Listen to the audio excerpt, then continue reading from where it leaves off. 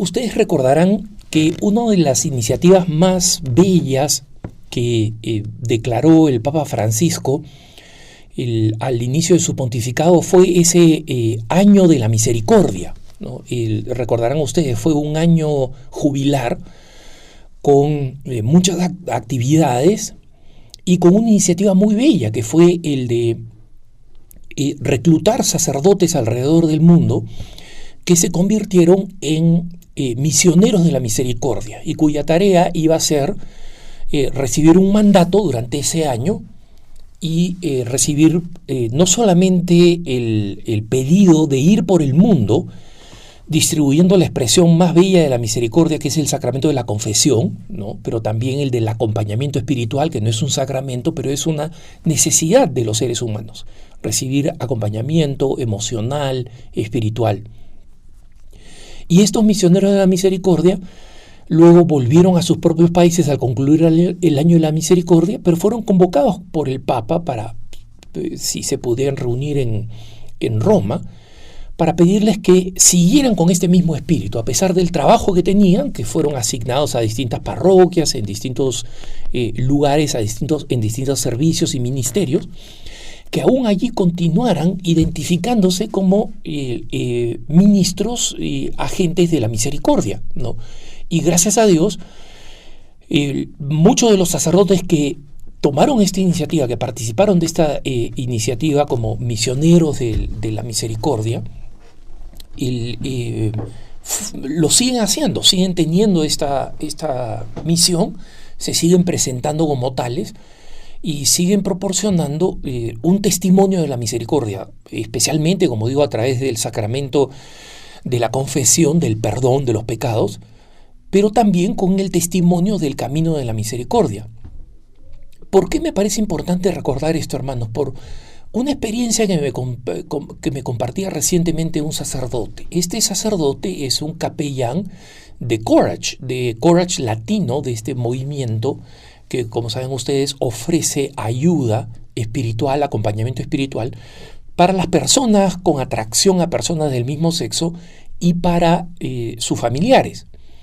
Y este apostolado, que gracias a Dios creció acá en Estados Unidos, fundado por un hombre que considero que es un candidato a la santidad, el padre James Harvey, y continuado por varios sacerdotes, actualmente el padre Bochansky, a quien tuve recientemente en mi programa Cara a Cara, en EWTN en español. Y este sacerdote fue un hombre muy dedicado y que ha ido difundiendo este apostolado en español, ¿no? Courage Latino. Ha mantenido el nombre, que significa, digamos, valentía en inglés, pero se ha expandido cada vez más en español. Y uno de estos capellanes, relativamente nuevo, se encontró en una situación en la que, enseñando a posibles sacerdotes y otros agentes pastorales a cómo tratar el problema de la homosexualidad. No estamos hablando acá de los problemas legales o culturales, no estamos hablando acá de el lobby LGBT, no, estamos hablando de nuestros hermanos y hermanas que tienen esta atracción a personas del mismo sexo y saben lo que dice el catecismo, que el catecismo dice que esta atracción no es una atracción ordenada humanamente y que actuar en base a esta atracción, es decir, tener relaciones sexuales del mismo sexo, es algo intrínsecamente malo, es decir, que en ninguna situación puede ser considerado como aceptable. Entonces, estas personas tienen un combate por delante, como tenemos todos los cristianos, como tengo yo, que he comprometido mi vida por el resto de mi existencia, ¿no?, de manera perpetua, al celibato. Entonces, todos tenemos que luchar, todos tenemos que enfrentar tentaciones, todos tenemos que salir adelante, todos tenemos que trabajar por nuestra propia pureza y por nuestra propia apertura cristiana a los planes de Dios. Y estos hermanos tienen que ser acogidos con verdadera misericordia. Y parte del problema es que muchos sacerdotes y agentes pastorales que enfrentan este problema no saben muy bien qué cosa hacer, no conocen la doctrina suficientemente bien y no conocen la práctica pastoral suficientemente bien. Entonces, cuando este sacerdote capellán estaba explicando a otros sacerdotes y a otros agentes pastorales sobre cómo es esta aproximación pastoral de la iglesia basada en la misericordia, un grupo de jóvenes homosexuales entraron en el salón donde se estaba dando esta conferencia, y el sacerdote no sabía si este grupo iba a ser un grupo que iba a hacer alguna disrupción o algún problema. Y el sacerdote simplemente siguió hablando. Y al final, en la parte de preguntas y respuestas, uno de estos muchachos tomó la palabra, pidió la palabra, el sacerdote se la dio y dijo, este joven, miren, padre, lo que usted explicaba acá, ¿no? Yo nunca lo he encontrado en la iglesia. Yo soy ex católico y la razón por la cual soy ex es porque esto que usted está diciendo de que seamos acogidos y que se nos ayude, se nos acompañe espiritualmente, nunca lo encontré en la iglesia. En mis distintos esfuerzos por ser católico, siendo homosexual, yo fui rechazado en todas las parroquias donde estaba, ¿no? A las que me acerqué. Y por eso ya no soy católico, soy un ex católico. Y este sacerdote respondió primero agradeciéndole a este muchacho la valentía de ponerse de pie y decir esto, ¿no? Y segundo, el testimonio que nos cuestiona a los católicos sobre cómo debemos tratar a estas personas. El hecho de que nosotros, los católicos, tengamos que responder a una batalla cultural que nosotros no elegimos, ¿no? Que la ideología de género y los grandes poderes mundiales están imponiendo en los lugares donde vivimos, y que si se termina imponiendo va a ser prácticamente imposible que nosotros los católicos podamos vivir como católicos en la vida pública. Básicamente nos empujan a las catacumbas, ¿no? Y por eso es que peleamos por el derecho de nuestros hijos de poder vivir su fe. Ese es un tema completamente ajeno al trato a las personas, a los individuos con este problema, incluso aquellos que son agresivamente anticatólicos, porque muchos de ellos que son agresivamente anticatólicos, que blasfeman, que se burlan deliberadamente de los temas religiosos, muchas de sus protestas no tienen nada que ver con la religión, pero humillan a la Virgen María, humillan a Jesús. ¿Por qué? Porque tienen una profunda herida.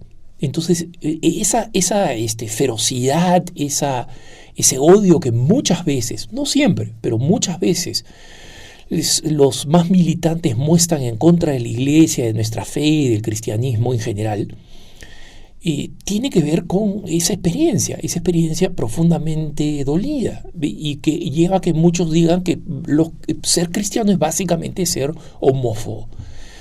Y nosotros sabemos que hay una manipulación del lenguaje aquí, porque sabemos lo que es una fobia. Una fobia es un término científico específico que significa una aversión irracional, y la mayoría de los cristianos no tenemos una aversión irracional.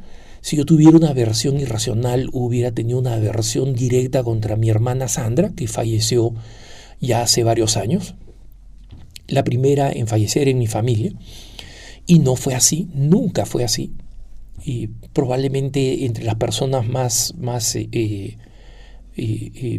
acogedoras que ella encontró en su vida, de mucho sufrimiento, fue su hermano, yo, ¿no?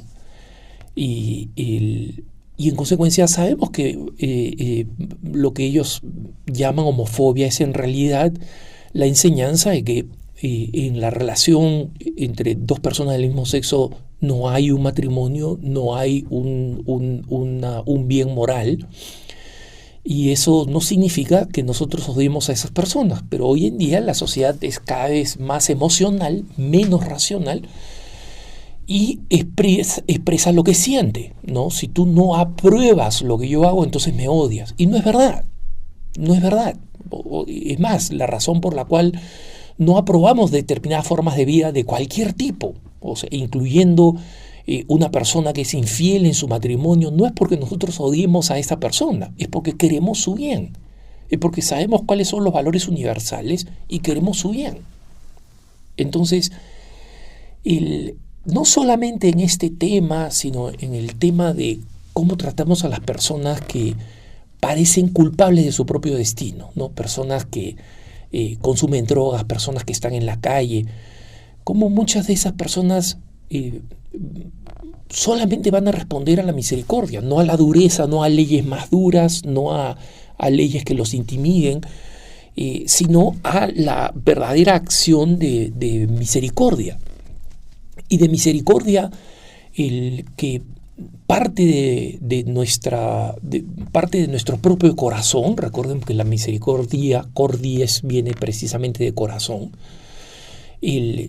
Sea una actitud que se convierta también en acciones sociales, en el compromiso que tomamos con distintas iniciativas sociales, ayudando a las personas más marginadas, ¿no? En una sociedad cada vez más individualista que dice que, bueno, el que cayó porque tropezó, porque comenzó a consumir drogas, comenzó a vivir en la calle, comenzó a vender su cuerpo para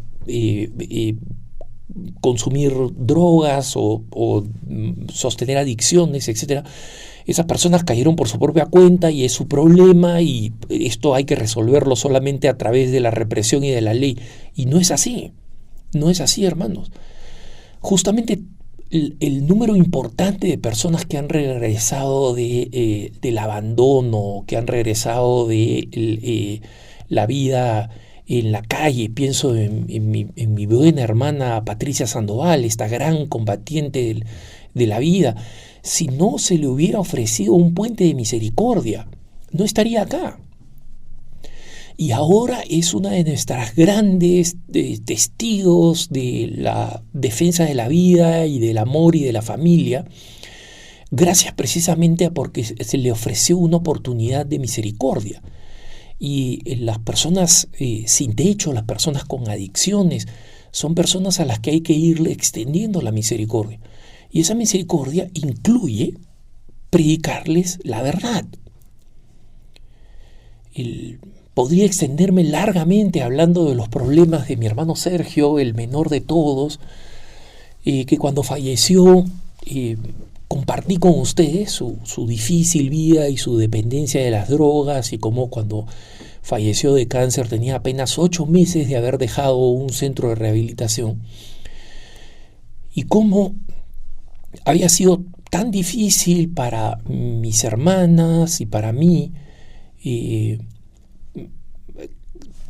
encontrar un punto de equilibrio, pero que teníamos que encontrar,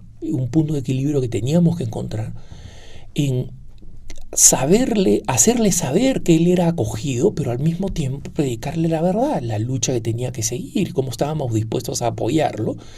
Pero apoyarlo no significaba consentirle la vida de consumo que lo destruía a él y destruía a las personas a su alrededor. Entonces, predicar la verdad es parte de la misericordia, pero no es la única parte. Abrir el corazón, como hizo este sacerdote con este hermano que pidió expresar su sufrimiento, abrir los brazos como los ha tenido Jesucristo en la cruz desde que fue crucificado, y como lo representamos en las imágenes que tenemos en nuestros hogares y en nuestras iglesias, con los brazos abiertos. Y especialmente para aquellos que necesitamos, a través de la caridad, encontrar el camino de nuestra conversión, porque como nos enseña el Nuevo Testamento, la caridad borra una multitud de pecados. Que tengas un buen día.